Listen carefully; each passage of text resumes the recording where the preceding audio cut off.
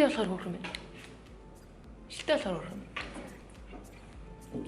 За 1 2 3 Hi guys. Та бүхэндээ энэ өдрийн мэндийг хүргэе. За ингээ Ибул Ялэг влогийн дугаараар энэ удаагийн цэцэраа Цингэл амиатай. За Цингэл амиатай юу ярих гэж байгаа вэ гэхээр Солонгос улсад суралцахдаа хэлний бэлтгэлд бакалаврт, магистрт, тэгээд дээрэс нь докторт хэрхэн ер нь суралцах талаархаа ерөнхийдөө тусгай ингээд цуврал дугаар олж хуваалцсан. За хамгийн түрүүнд бүгдээрээ хэлний бэлтгэлд хэрхэн Солонгос ирэх үе талаараа ярилцъя. За Цингэл энэ яаж хэлний бэлтгэл анх Солонгост ирж ирсэн бэ? За би болохоор яг хуваараа өөрөө сургууль руугаа apply хийгээд ирж ирсэн.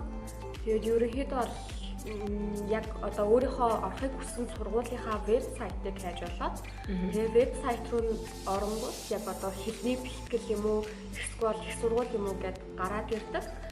Тэгээд одоо хэлний бэлтгэлээ сонгоод оронгууд яг хизээ хэлний бэлтгэлийн эхлэлт авах вэ, хизээ нь apply хийх ёстой вэ гэсэн ерөнхийдөө мэдээллүүд нь дэлгэрэнгүй байж байдаг. Тэгэхээр ямар ч Солонгос улсад ирэхдээ одоо хамгийн түрүүнд сургуулаа сонгох хэрэгтэй. Тэгээд сургуулаа сонгохлохдоо тухайн сургуулийг хэлний бэлтгэлээр хэлний бэлтгэлээр сонгохдоо эхлээд зуулчлалын байгууллагаар сонгож болдог. Тэгээд дээрэс нь өөрөө хуваараа мэдүүлж байдаг. Заавалчгүй зуулчлалын байгууллага ихгүй яг анин шиг ингээд сургуулийнхаа вебсайтаас хараад англиар бичээд эсвэл солонгосоор зүгээр орчуулгын материалыг өгөөд болдог. Тэгээд ерөнхийдөө хүмүүсээс сонсоход болохоор байгууллагаар дамжуулахад байгууллага нь тодорхой хэмжээний хувь авдаг. Гэхдээ яг байгууллагаар дамжуулаад бас ингээд гоё 50% сэтгэлтэй, 100% сэтгэлтэй бас орж болохын үед болгоцсон нэ бас тодорхой хэмжээний орчуулгын мөнгө тэгээд дээрэс нь тухайн байгууллагадаа бас хувь өгөх шаардлагатай байдаг учраас та бүхэн хэрвээ боломжтой бол өөрийнхөө хуваараа мэдүүлсэн ч болно. Тэгээд виз мэдүүлэхэд ямар нэгэн байдлаар сургууль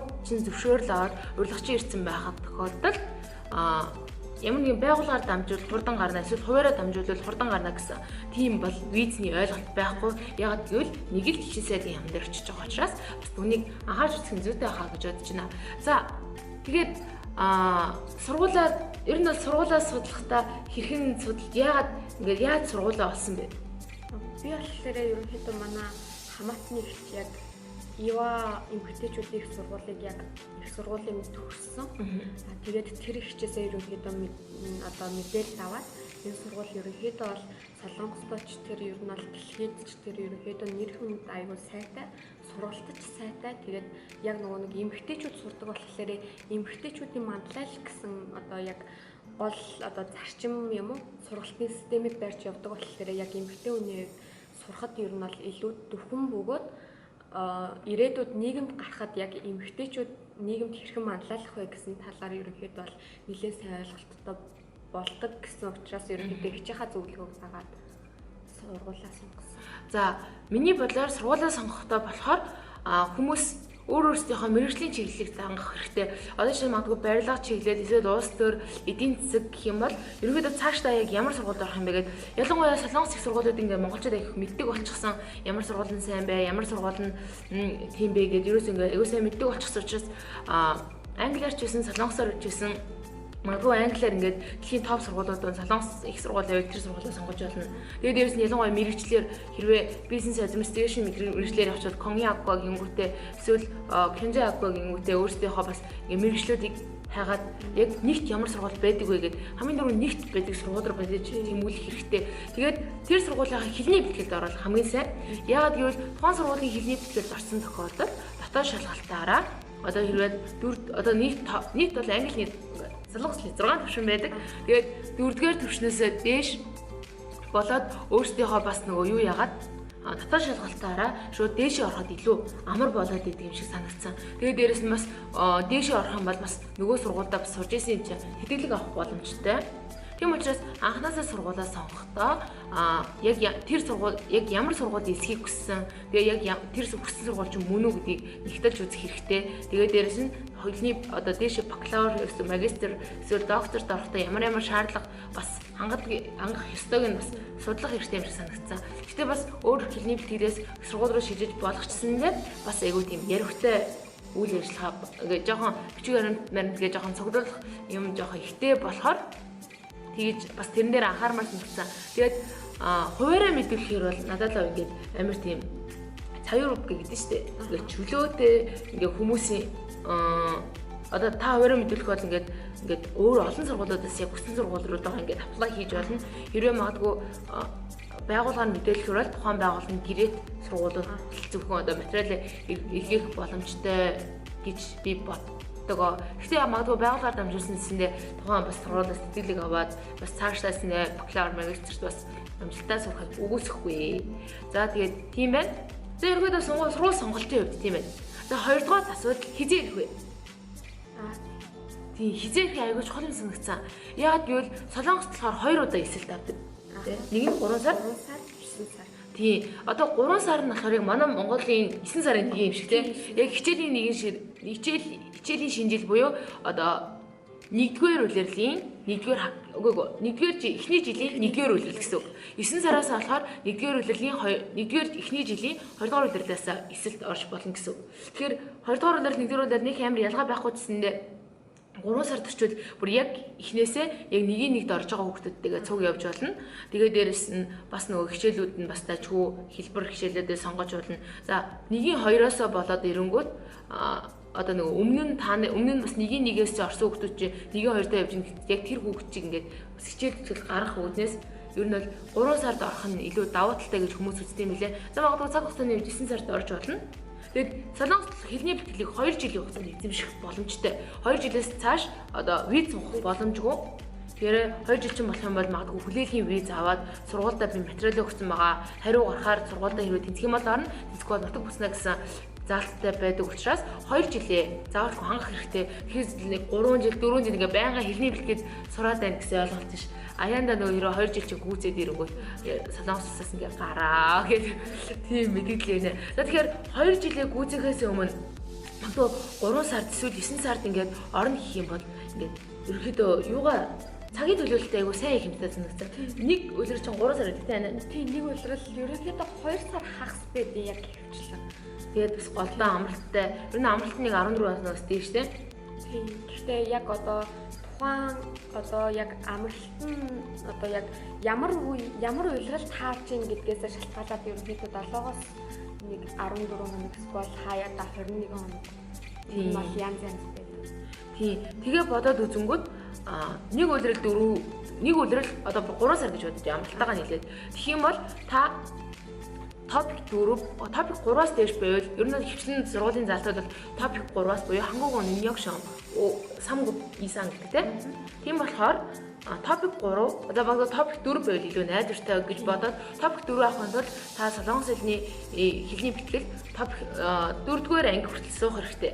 Тэгвэл 4-р анги хүртэл яг 3-4-12 гэнгүүт яг 1 жил болж байгаа. Тэнгүүт та 4-өө төгсчөөд шууд их сургуульд орно гэхээр болохгүй. Яагаад гэвэл их сургуулийн бүртгэл нь болохоор хичээл орохоос өмнө 3 сар эсвэл юм бол том сургуулиуд 6 сарын өмнө бүртгэлтэй байдаг учраас та тэр хугацаагаа тооцож үзээд тэгээ бас сургуулийнхаа вебсайтаас өмнө жил нь яг яаж хэдэн сард эсэлт нь болж исэн бэ гэдэг ерөөдөө хижүүн ойролцоо байдаг учраас тэрнээсээ баримжаа аваад за би тэгвэл топик 4-р би 4-р ингээд төгсөөд топик 4 авчина. За магадгүй дотоодын сургуультай өөрийнхөө сургуультай орохоор 4-р ангиа төгсөөд би 4-р ангийнхаа оноогоор дээшээ орно гэж бодож байгаа бол 4-р ангийнхаа оноог гартал хүртэл суух хэрэгтэй гэж болохоор дор хаяж 1.3 жил. 1 жил 3 сар. Тэгээд эсвэл 1 жил 6 сарын зайд ирэх хэрэгтэй санагдсан. Тэгэхгүй бол хамаагүй зүгээр шууд ирчдэг 6 сарын эсэлтээр, 3 сарын эсэлтээр, 9 сарын эсэлтээр хамаагүй тооцоолдог үчдэг. Тэнгүүт чинь ингээд энд сурж байгаагаас хойно цаг хугацаагаа алт нэгдүгээр, хоёрдугаар төлбөрийн хувьд одоо бакалаврын төлбөрөө төлөөд сурж явах хэрэгтэй байтал хэлний бэлтгэлийн төлбөрөө төлөөд л сураад байна гэсэн үг болохоор бас түүнийг анхааруул айгу зүйтэй юм шиг санагдсан. Тэгэхээр та бүхэн бас эрэхтэй 1 жил 3 сарын өмнө ирэх нөө 1 жил 6 сарын өмнө ирэх би хэдийн хугацаанд солонгос хэлнийхаа төвшин тогтоох бас шалгалтанд 4-5 6 оноо авах боломжтой. Тэгээд бас тэрхүү тухайн топикийн онооноос болон одоо тухайн дотоод сургуулийн шалгалтын онооноос хамаарат тэтгэлэг авах боломжтой байдаг тийм болохоор гоё цагийн сүгүйгээ бас айгуу гоё чансров гоё бичээд өгөхөд таны тодорхой солонгос хэлний төвшин бас тодорхой хэмжээнд байх ёстой болохоор Тийм ерөнхийдөө бол цаг хугацааны хувьд тооцох хэрэгтэй. Тэгээ магадгүй ингээд 6 сар чичээ тэнгуүтэй дараа жилийн 6 сар болонгууд 2 жил нь болчдөг. Тэгсэн чинь сургуулиудын эсэлт эхлэегүй байдаг. Тэнгуү заавалчгүй Монгол буцаад дахиж виз нь мэдүүлээд дахиад сургуультай шинжээ тохиолдол гарахад зарим хүмүүсийн Хиган гэж одоо 9 сарын хичээлийн шинжилгээ эхлэхээс өмнө виз нь гарахгүй тохиолдолд төлбөрөө төлсөн дээр тухайн сургуульд орж чадахгүй тохиолдлууд сүүл үед амар их нэмэгдээд байгаа учраас бас тэр зүйл дээр ингээд анхаарал цаг хугацаагаа маш сайн бодох хэрэгтэй гэж санагдсан. Тэгээд тэрнээс гадна яг одоо хэлний бэлтгэлтэй байх үедээ ч юм уу хэрвээ таны англи хэл сайн бол англиар ч юм уу одоо нөгөө нэг яг өөрийнхөө сургууль руугаа илгээх материал одоо чагийн сүгэ гэдэг одоо өөрийгөө танилцуулсан тийм эсээ өгөх хэрэгтэй байдаг. Тэднийгээ англи хэл чи хэрвээ сайн бол англи хэл дээр ирж бэлдээд яг материалуудаа ингээд бэлдсэн байвал их амар юм шиг надад санагдав. Тийм ерөнхийдөө бол материалуудын хувьд нэг хүчинтэй хугацаагийн тооцоо нэг 23 сар гэж бодчих юм бол магадгүй хичээлийн яг эхлэхээс өмнө их олон сургуульд өгж болно. Тэгээд олон сургуульд өгөх тусмаа ингээ боломж чи илүү нээлттэй болж болно. Эсвэл юм бол магадгүй нэг сургууль өгөнгүүтээ тэгэндээ унчих юм бол тэгээд буцаа Монгол буцна гэсэн чинь бас хайрын штэ.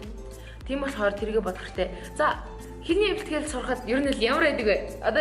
Одоо бид нар бүгдээрээ яг солонгос хэлний одоо яаж виз хөтлөхээ мэдсэ, яаж сургуулаа сонгохоо мэдчихлээ, хизээ ирэхээ мэдчихлээ. Тэгвэл төлбөр мөнгөний хувьд тэрээдэг вэ?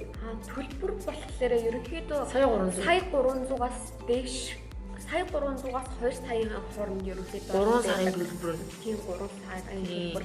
Боноор тийм болохоор бас төлбөр мөнгөний тэгээд байрны хувьдаас дотор байранд байж болно, эсвэл гадуур байр хөсөж болно. Бас ерөөс нь Tuition гэдэг одоо нөгөө оюутнуудын яг зөвхөн нэг өрөөнд байдаг тийм байрнууд суртаа. Магадгүй та бүхэн байрны талаар сонирхохыг хүсчихвэл доор комент бичээрэй. Тэгэх юм бол би магадгүй байрны талаар ингээд хайгаад ийм үнэтэй байд юм аа, ийм үнэтэй ингээд сонголт хийж болно гэд бас гоё мэдээллүүд оруулъя. Тэгээд магадгүй асуух гэсэн бол доор бичээрэй, комент бичээрэй.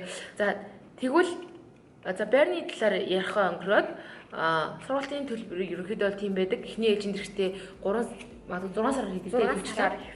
Тэгээд бас нөгөө виз сонголтондоо 3 сараар шууд ингээд төлбөрөө өгч болдог. Магадгүй 6 сараар бас төлбөрөө өгөө 6 сарын визний сонголтоо хийлгэж болдог. Тэгээд ирээд визний сонголтоо хийлгэхдээ сургуулийн дүн тэгээд дээрэс нь эрдэс гэдгийг чинь хамгийн түрүүнд авч үзээд тэгээд бас нөө вижсэн сонгохгүй гэсэн бас ялгаа байдаг учраас шууд ирчгэл юм бол эндээ ингээ 2 жил сайхан амьдраад сурчиж болно гэж бодох хэрэггүй. Байнгын шалгалтанд тэгээд байнгын хэрвээ ч юм уу сураад одоо жишээ нь их сургуульд байсан гэсэндээ хэрвээ ч юм уу сураад одоо 3 оноос тоош байх юм бол 43 оноос тоош байх юм бол тэгээд бас анхааруулгаа бас буцаж болно тий. За тэгээд дүн ер нь л яадаг вэ? Баян ер нь бол 3 сар болгол шалгалт авдаг шүү дээ. Тийм 3 сар болгондоо шалгалт авна. Тэр дундын шалгалт одоо үйлдвэрлэлийн эцсийн шалгалт. Сарын семестрийн за ямар ч тач эцсийн шалгалт гэж 2 янзын шалгалт байгаа. За тэгээд ерөнхийдөө бол яг дундын шалгалт, эцсийн шалгалт хоёрыг чинь дүүн нь хавсрагдаад яг левел ахиж суралц, анги дэвшил суралцах уу эсвэл ахиж уйларч суралцах уу гэдэг нь шийдэгддэг байгаа. За тэгээд ерөнхийдөө бол яг манай сургуулийн хувьд болохоор яг эцсийн удирдлын эцсийн дүн нь нийлээд 75-аас дээш байвал дэвшин доошо байвал ахиж сурна. 74.9 байсан ч удирдал. Тэгээд хамгийн гол нь бас бодох хэрэгтэй. Зарим хүмүүс ингээд амар очиод тэгээд одоо ингээд ажил хийгээд схем бол ямар нэгэн байдлаар за ингээд төлбөрөө болгочихно гэж бодож байгаа гэсэндээ амралтын хугацаанд ажил хийж бодчихсэндээ хичээлийн хугацаанд бас ажил мэржлээ бодох хэрэгтэй. Хамгийн түрүүнд хилээ сурчих юм бол одоо доор зүгээр хар ухаанаар бодоход за хилээ сурлаа. Хилээ сурчих юм бол юу одоо ингээд хэрвээ топикийн оноо ч юм уу ямар нэгэн байдлаар солонгос дээр 6 сар болсон тохиолдолд иммиграшн материалаа өгөөд албан ёсны ажиллах эрх авч болно. Тэгвэл албан ёсны ажиллах эрх 6 сараас дээш солонгост оршин суусан хүнд өгдөг бөгөөд тэгээ бас өөр бас ажиллах газартаа гэрээсэн тохиолдолд ажлын эрхийг авах юм бол магадгүй ингээд асуудалгүй хуулийн дагуу ажиллаж болно. Тэгээ хуулийн дагуу ажиллахгүй тэгээд ямар нэгэн байдлаар баригдах тохиолдол гардаг. Тэгээ баригдах юм бол тэгээд хамгийн ихний байдлаар 800 мянган воноос дээшээ тагуул төлөөд 2 дахь удаага баригдах юм бол шууд дутаг буцаах үйл ажиллагаа тай байдаг учраас түүнийг бас бодолцоо үзээд тэгээд хамгийн түрүүнд хилээ сайн сурах хэрэгтэй. Тэгээд дээрэс нь хэрвээ одоо дахиж сурах юм бол дахиж төлбөрөө төлнө гэсэн үг. Тэгээ өмнө нь төлбөрөө төлсөн юм чинь гэсэн ойлголт байхгүй. Дахиж төлбөрөө төлөх хэрэгтэй. Хэрвээ цаг хугацаа чи явах тусам та мөнгөө төлөх хэрэгтэй гэсэн ойлголт явах учраас бас тэргээ цаг хугацаагаа айгуу бас хайрлаад хичээлээ сайн хийгээд аль болох урьдахгүй тэгээд бас аль болох цаг хугацааны бас зөв зохион байгуулалттай байх хэрэгтэй юм санагдсан. Тэгээд бас дээрэс нь хэлний бэлтгэл яаж хата тэтгэлэг авах боломжтой. Тэгээд байнга хичээлдээ ирэх юм бол бас тэтгэлэг авч болно, мөнгө авч болно. Тийм сургууль байдаг. Тэгээд одоо хичээлээ таслахгүй, хоцрохгүй эрчим бүрэн байх юм бол бас мөнгө авч болно. Шагнал гэсэн. За тэгээд бас ингээд ангиасаа нэгт орсон байх юм бол дүнээрээ тий ангиасаа нэгт авах юм бол тэтгэлэг авдаг тий. Аны чинь зөндөө тэтгэлэг авчихсан шүү дээ. Тийм би чинь ерөөхдөө гэхдээ зөндөө гэж би нэг 3 удаа л авсан. Тийм 6 гэд 3 удаа авах чи айгүй фоохгүй. Тэгээд 3 удаа авахдаа тэгээд 50% тэтгэлэг гээд бодонгууд ч хэрвээ 50% 70% тий 70% мал юу гэж бодонгууд хичээлээ сайн хийх юм бол сая 200 мянган вооны тэтгэлэг сая 200 мянган вооны төлбөртэй байсан бол 600 мянган вон. Тэгээд 70% гэх юм бол бүр багсаад 30% 200 мянган вон гэдэг чинь бас тэр чинь тэгээд хүний бас өөртөө болчихсон бараг тий ажил хийснээс дээр болчихж байгаа юм. Өөрөө хэлээч сайн сурчиж, тэгээд давхар тэтгэлэгч авчиж ийн гэхээр ажил хийснээс ялцчихгүй дээр байгаа. Тэгээд хэлээ сайн сурах юм бол магадгүй ингээд хэлний бэлтгэл яаж та топик 6, 5 гэсэн төвшингүүдийг авах юм бол их сургуульд орохдоо тухайн төвшингөөрөө дамжуулаад тэтгэлэг авах боломжтой байдаг. За манай лав буяа манай айгуу тийм мундаг манай таньдаг хичнэр бол тэгээд тэтгэлэг аваад тэгээд эренгүүтээ тэтгэлэг чинь авангуудаа 100% тэтгэлэг сарын сая воо. Тэнгүүтээ бас дотор нэг төлбөр гээд тэнгүүт ч юм уу амар их зүйл хөнгөлөд ирэнгүүт хэлээ сайн сурах хэрэгтэй. За тэгээд бас солонгос хэлийг сурахаас өмнө анхааруулж хэлэхэд Монголдоо сураад тэгээд Монголоос топикийнхоо оног аваад солонгост ирвэл амар тийм 3 мөнгө хэмнэ. Топикийнхоо 3-ыг аваад ч юм уу ирвэл мөнгөө хэмнэн цаг хугацаа юм. Тийм цаг хугацаагаа хэмнэн.